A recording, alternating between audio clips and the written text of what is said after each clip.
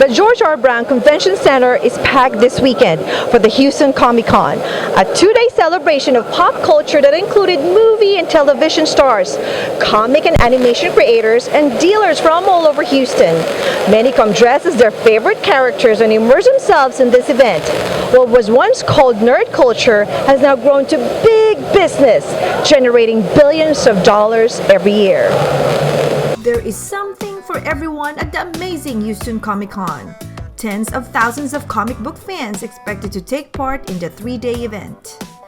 The convention took place here in Houston at George R. Brown Convention Center and featured a show floor packed with more than 100 exhibitors, including this Filipino-owned store, Toy Thug. Basically, they are little collectibles that people, this brand, Pop Funko, they've pretty much been in the business for a long time, and they've got licensing in pretty much anything you could ask for, as far as like Star Wars. They even do NFL, any movie, any pop culture type, theme. They do these, and people are really going crazy over them. To the collectors who attend the Comic-Cons across the world, comic collecting is serious business. I spoke with the owners of the local comic shop, Dork Buzz, and asked them how much would I need to get my hands on one of these highly sought-after comic books.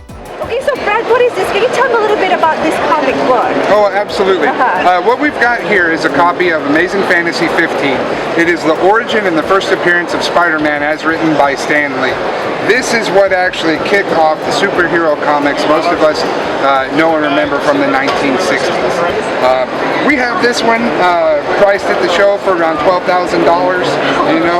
Obviously most people don't walk around with that much sitting in their pocket, so of course we're willing to wheel and deal. This is a little less. Spider-Man, everybody knows Spider-Man. Hulk, not so much. Everybody knows the Hulk, but everybody loves Spider-Man. We have this one at $6,000. Oh, so half of the price of Spider-Man. Mm-hmm. There's one part of Comic-Con that never gets old. My favorite, the fan costumes.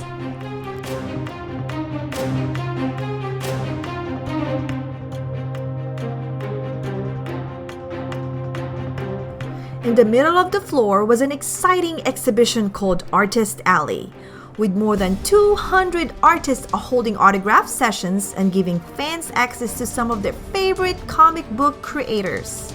I had the honor to spend some time with an icon in the comic industry, the creator of the Teenage Mutant Ninja Turtles, Mr. Kevin Eastman. You created Ninja Turtles. I'm just curious, why turtles? Why not ninja rabbits or elephants or giraffes? Sloths or monkeys? It really started because I grew up a huge fan of Bruce Lee, and I thought one night I was thinking if Bruce Lee was an animal, what would be the silliest animal he would be? And I'm thinking, all right, you have a very fast-moving martial artist, slow-moving turtle just seemed to be a natural joke, and it made me laugh. So that was the original spark of inspiration.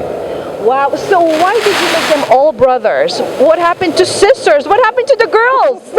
Well, that's a good question too, and it was like one of those, for it's always, superheroes seem to be a male-dominated, component, Captain America, Iron Man, the Hulk, and all that stuff, and so I think it was just a natural, I say accident, but it was just sort of they're all brothers and Mutant Turtles, and we have to think that when we did it, we didn't think anybody would buy a single copy of it anyway, and it was just for ourselves, and so it was just if you'd have told me 32 years ago when the Turtles were born that I'd be here 32 years later still talking about Turtles, it's so.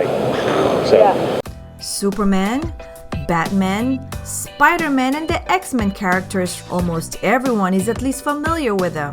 But not many know that Filipinos have drawn the exploits of these and other characters going on several decades now. Since the 1970s, Filipinos have had a significant contribution in the comic and superhero industry. But sadly, in terms of comic book history, these creators are often left unaccredited for their work. Sam, are there a lot of Filipinos in the industry?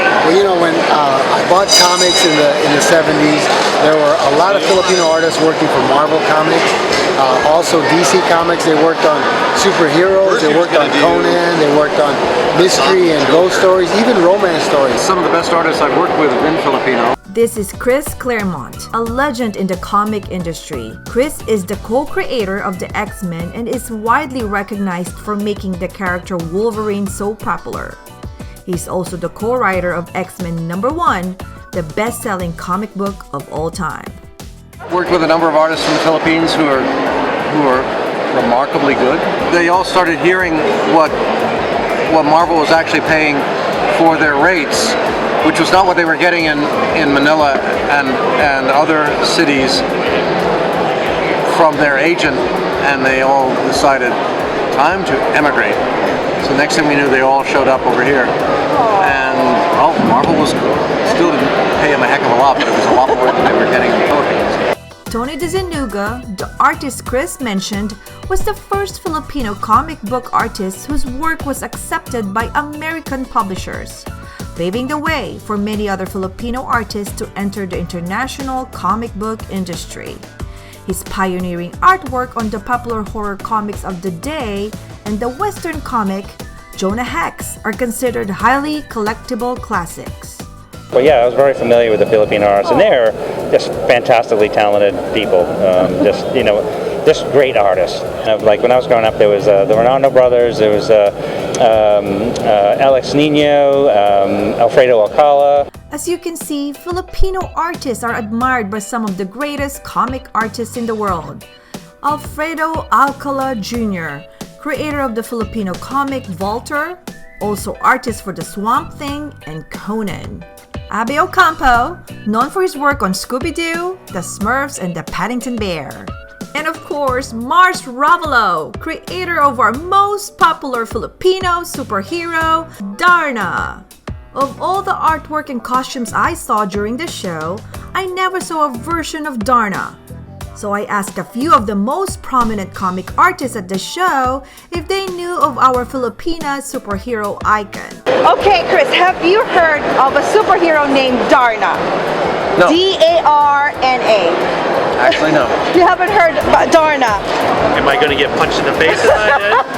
You're not gonna get a prize if you don't know Darna. I don't. I'm sorry. Darna? D-A-R-N-A. I have not. You have not. It doesn't ring a bell, but if I saw a picture, I might. I have not. Darna, D-A-R-N-A. No, who is that? No. Darna. No. You don't know Darna is? Darn. Surely our Filipino friends back at Toy Thug will know who Darna is. Darna. No, I haven't. I know Mertes. I can't believe you guys haven't heard of a superhero named Darna. No, we haven't heard of Darna. Sorry. I am not having any luck. Isn't there anyone here who has heard of Darna? Was it a Filipino superhero? Yes, how did you know? And she's kind of like Wonder Woman? Yes! Good Okay. job, give me 5. I think you're the very first one I that grew got up, it. just so you know, I grew up in Hawaii, Oh, in Waipahu, surrounded by that's Filipinos. right. If you have never been to a Comicon, you definitely should treat yourself to the experience. The atmosphere is full of fun, history, celebrities, and you will gain a much greater appreciation for the fabulous artwork on display.